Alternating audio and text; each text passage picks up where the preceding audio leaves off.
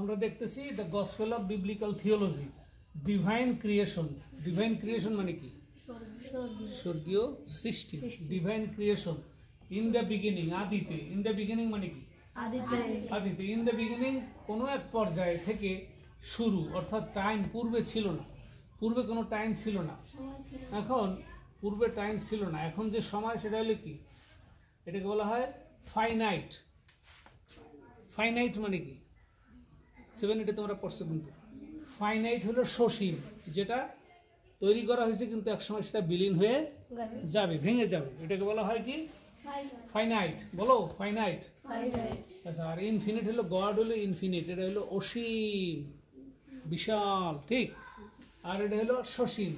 Finite মানে হলো সসীম, সীমিত, ভেঙে যাবে, থাকবে না, ক্ষণস্থায়ী। তাহলে গডের নাম ছিল কি? ঈশ্বরের নাম ছিল কি? এলোহিম। এলোহিম, তিনি আকাশমণ্ডল এবং পৃথিবী সৃষ্টি করলেন।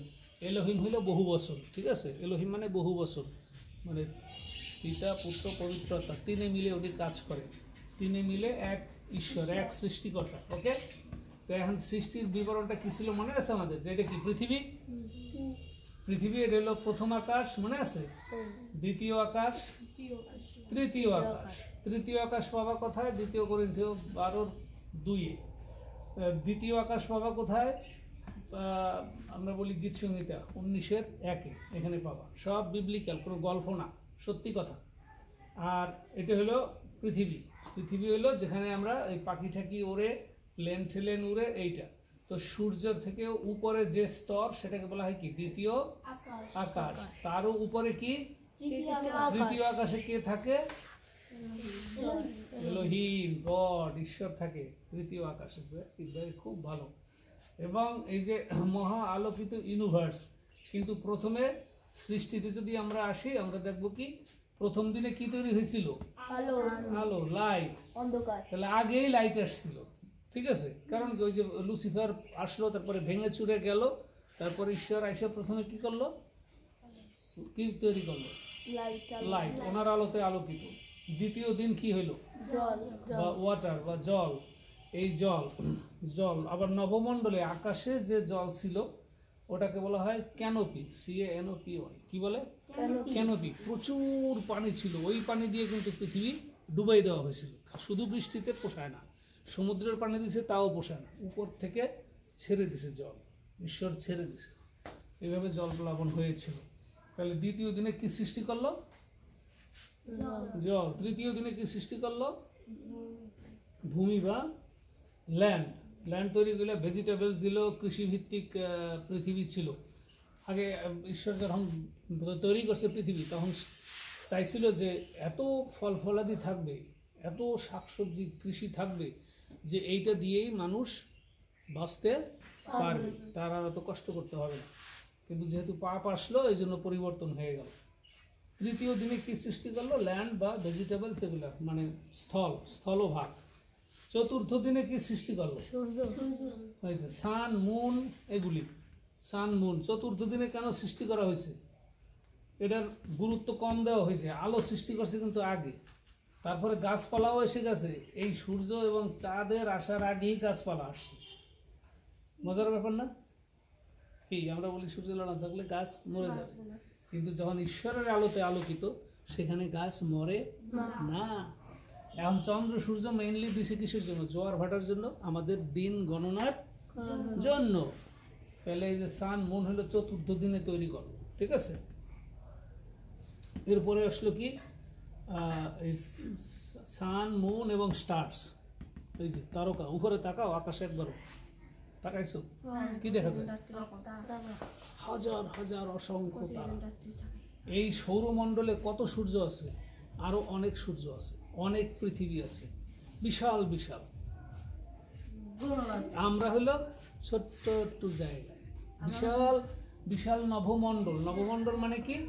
সৌরমণ্ডল। সৌরমণ্ডলের, মহাসৌরমণ্ডলের, মহানবমণ্ডলের পৃথিবী হলো একটা ক্ষুদ্র বিন্দুর মতো। সেইখানে আমরা বাস করি, আবার মাতবাড়িও করি।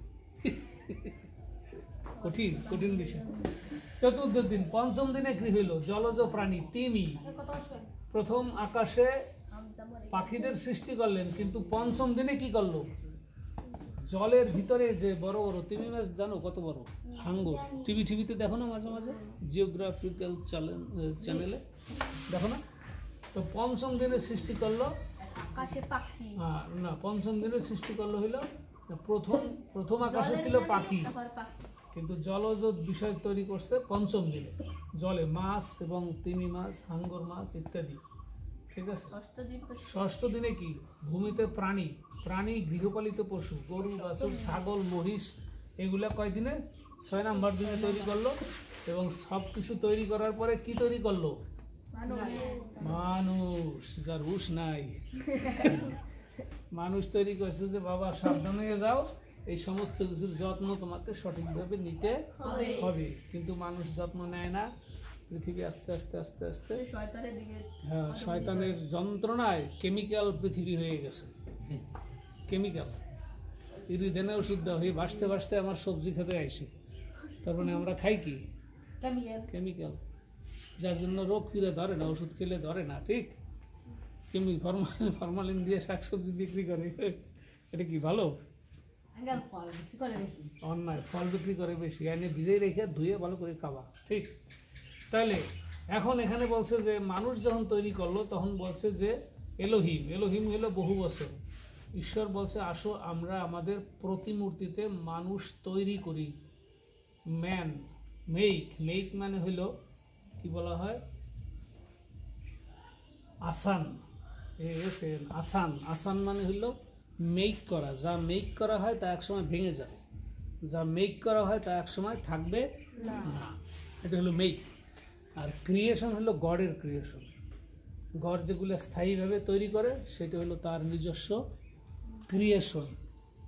আর মানুষ আমরা যা তৈরি করি, মোবাইল তৈরি করছে, এগুলা মেড করছে। Made in China, made in Thailand বলে না, মেড ইন আমেরিকা, জুতাটা কোন দেশের? মেড ইন ইত্যাদি ইত্যাদি। তো মেড ইন যেগুলা মেড মানে তৈরি করা, ওগুলা ক্ষণস্থায়ী, এক সময় ওগুলি থাকবে না। রাইট। এখন যখন মানুষ তৈরি করছে তখন ঈশ্বর কি করছিল? ফু দিয়ে বলছিল কি, এই যে নাসিকায় ফু দিয়ে কি দিছিল? মানুষ তৈরি করার সময় কি দিছিল? নাসিকায় ফু দিয়ে প্রাণ ও বায়ু, দুইটি বিষয়। তাহলে মাটির পুতুলের মতন বানাইয়া ফু দিল পরে কি আসছে? না, শ্বাস প্রশ্বাস, প্রাণ এবং বায়ু। তা প্রাণটাকে আমরা ধরি যে হোলি স্পিরিট, আর বায়ুকে যদি বলি consciousness, soul, spirit, soul and body, তিনটা বিষয় মানুষ তৈরি। কি দিয়া? হোলি স্পিরিট, কনসাসনেস, সোল আর বডি। কনসাসনেস, সোল মানে আমাদের বিবেক, আত্মা। আর হোলি স্পিরিট মানে হলো ঐশ্বরিক যে আত্মা, তিনটাই বাতাস। কনসাসনেস, সোলও আমরা দেখি না, হোলি স্পিরিটও চোখে দেখি না, ধরা যায় না, ছোঁয়া যায় না, বাতাসও ধরা ছোঁয়া যায় না। তিনটেই কিন্তু বাতাস, তিনটার গুণাগুণ ভিন্ন। আমাদের যে ঝড়ে এসে ঘর ভাঙে সেটা একটা বাতাস, গাছপালা ভেঙে দেয় সেটাও বাতাস। আবার হোলি স্পিরিটও বাতাস, যা চোখে দেখা যায় না, ধরা যায় না। আবার বিবেক আত্মাও যখন মারা যায়, কোথায় দিয়ে বের হয়ে যায় বিবেক আত্মা কেউই ধরতে পারে না, চোখেও পড়ে না, চোখেও দেখে না। বৈজ্ঞানিকরা চেষ্টা করছে। তাহলে তিনটা সত্তা দিয়ে মানুষ তৈরি। ঠিক আছে। হবারে বানাইছিল কি দিয়া? আদমের বাম পাশের একটা পাঁজর নিয়ে প্রথম অপারেশন, ঈশ্বরের অপারেশন, ভালো করে জেনে রাখো। কিরকম অপারেশন? আদমকে ঘুম পড়াইছে। মানে এখন হাসপাতালে গেলে অপারেশনের আগে কি করায়? ঘুম পড়ায় না? কি দিয়ে? ইনজেকশন দেয়। কি দেয়? অ্যানেস্থেসিয়া দেয় না? ইনজেকশন দিলে আসতে পারে, অবশ করে ফেলে, তারপরে অপারেশনটা চালায়। তাহলে ঈশ্বর প্রথম অপারেশন করে দেখাই দিছে। আদমকে বলছে শুয়ে পড়ো, আর হবাকে বলছে কি? হবা তো তৈরি হয় নাই, এইখান থেকে বাম পাশের এখান থেকে একটা হাড্ডি নিয়ে একটা মহিলা মানুষ, নারী তৈরি করে ফেলল। হয়ে গেল আদমের ওয়াইফ, হয়ে গেল কে? হবা। দেখছো? তাহলে প্রথম অপারেশন ঈশ্বর কইরা এখান থেকে। এই জন্য জাপানিরা খুব জ্ঞানী। ওরা করে কি, যে হাড্ডি দিয়ে যে সৃষ্টিকর্তা নারী তৈরি করলো, এই হাড্ডির ভিতরে কি আছে, এই হাড্ডি নিয়ে সবচেয়ে বেশি গবেষণা করে এখন জাপান। কি শক্তি আছে এর ভিতরে, ঠিক? তাহলে এই গেল মানুষ তৈরির রহস্য। তাহলে আমাদের আদি পিতামাতা কারা হইল? আদম আর হওয়া। হবার কি নাভি ছিল? না, অটোমেটিক, কারণ সে তো এই হাড্ডি দিয়ে তৈরি। কিন্তু এখন যত সন্তান জন্ম নেয় তাদের সবার কি নাভি থাকে না?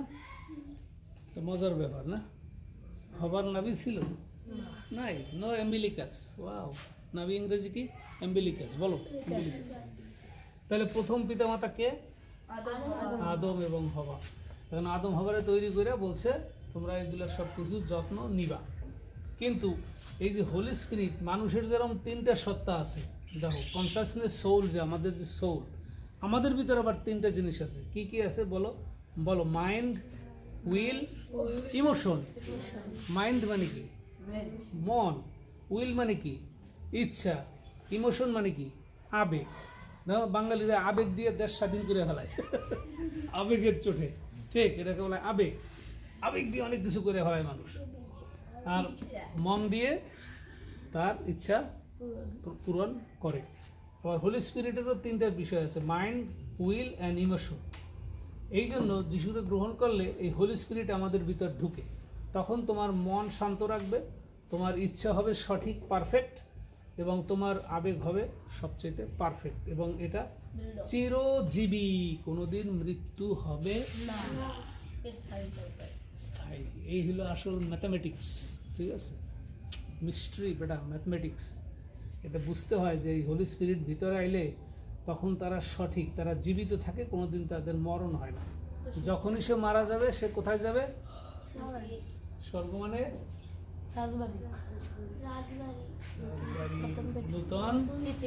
নূতন পৃথিবী, নিউ ওয়ার্ল্ড, নিউ আর্থ, ঠিক আছে? সুতরাং আমাদের সাবধান হওয়া উচিত এবং এই বিষয়ে সচেতন হওয়া উচিত যে আমরা কোথা থেকে আসলাম, কিভাবে তৈরি হইল, এবং এখন পৃথিবী কিভাবে ধ্বংস হবে। সব কেমিক্যাল, এখন শুধু বন্দুক, অ্যাটমিক বোম, ঠিক আছে, ডিনামাইট, ড্রোন, যা কিছু বড় বড় তৈরি হচ্ছে সবই ধ্বংসের মূল কারণ।